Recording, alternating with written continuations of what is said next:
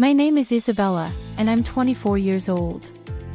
I live in the bustling city of Seattle, juggling a promising career in graphic design while navigating the complexities of my family's relationships.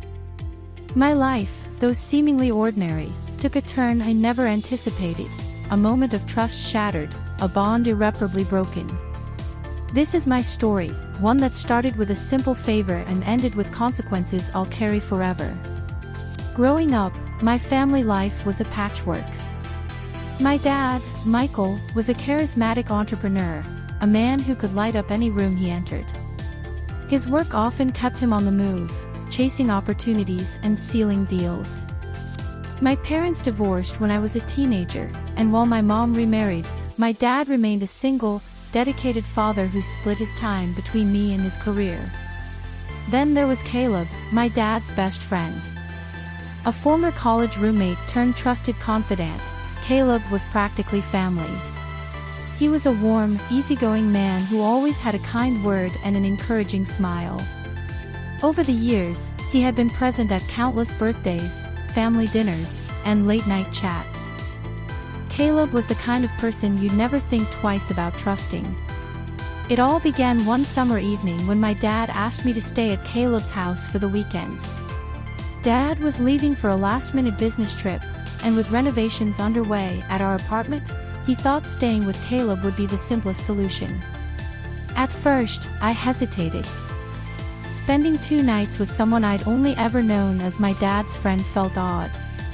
But Caleb's reassuring demeanor and my dad's insistence eased my doubts. Caleb's home was a cozy townhouse in a quiet neighborhood. When I arrived, he greeted me warmly, his easy smile putting me at ease.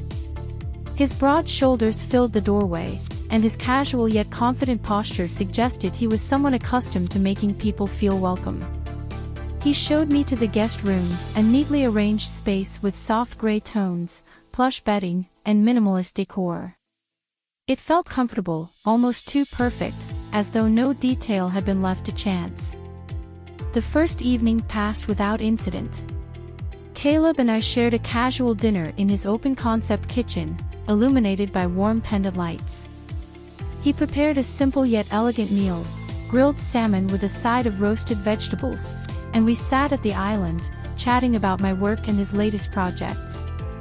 His attentiveness was striking, as though he hung on to every word I said, asking questions that made me feel genuinely seen. For the first time in a while, I felt a sense of ease, a momentary escape from the chaos of my life. The next day, subtle shifts in Caleb's demeanor began to unsettle me. After dinner, he suggested we watch a movie in his living room. I didn't think much of it at first, agreeing to his suggestion. He chose a romantic drama, a choice that struck me as peculiar but not overtly alarming. The room was dimly lit, the glow from the television reflecting softly off the polished surfaces of his furniture. Caleb sat closer to me than seemed necessary, his cologne, a woody, musky scent, lingering in the air. I noticed his hand resting on the back of the couch, inches away from my shoulder. His lingering glances, once friendly, now carried an intensity that made my skin prickle. I told myself I was overthinking. When the movie ended, I thanked him and retreated to my room. The unease lingered, wrapping around me like a heavy blanket as I struggled to fall asleep. I blamed the unfamiliar environment, the stress of being away from home, but deep down, I knew better. The following evening, Caleb's behavior escalated. Over dinner, he started reminiscing about the past, sharing anecdotes from his and my dad's college days. At first, his stories were lighthearted and entertaining, but then his tone shifted. "You've grown into such a beautiful woman, Isabella," he said, his eyes locking onto mine. "It's no wonder your dad is so proud of you." A shiver ran down my spine. I managed a polite smile, but his compliment felt weighted, laced with something unspoken. After dinner, he offered me a glass of wine. I hesitated, my instinct screaming at me to decline, but his insistence and my own reluctance to seem rude won out. "One glass won't hurt," he said, his voice smooth, almost coaxing. We sat in the living room, the dim light casting long shadows that seemed to mirror my growing discomfort. As we talked, Caleb's questions grew more personal, probing into my thoughts and emotions. "Do you ever feel like the world expects too much of you?" he asked, his gaze fixed on me with unnerving intensity. Before I could answer, he placed his hand lightly on my knee, the warmth of his touch sending a jolt through my body. My heart raced, and the air seemed to thicken around us. I stood abruptly, my chair scraping against the floor. I think I'll head to bed," I stammered, my voice trembling. I hurried to my room, locking the door behind me. My hands shook as I texted my dad, pleading with him to pick me up as soon as possible. I didn't explain why, not yet, but the weight of what had just happened made sleep impossible. The next morning, I woke early, my nerves frayed but my resolve firm. When my dad arrived, I hesitated to tell him the full truth. Caleb had been his best friend for years, someone he trusted implicitly.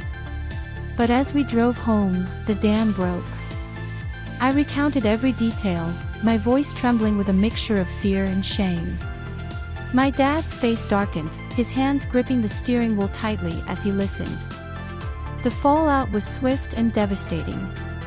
My dad confronted Caleb, who initially denied any wrongdoing but eventually admitted to crossing a line.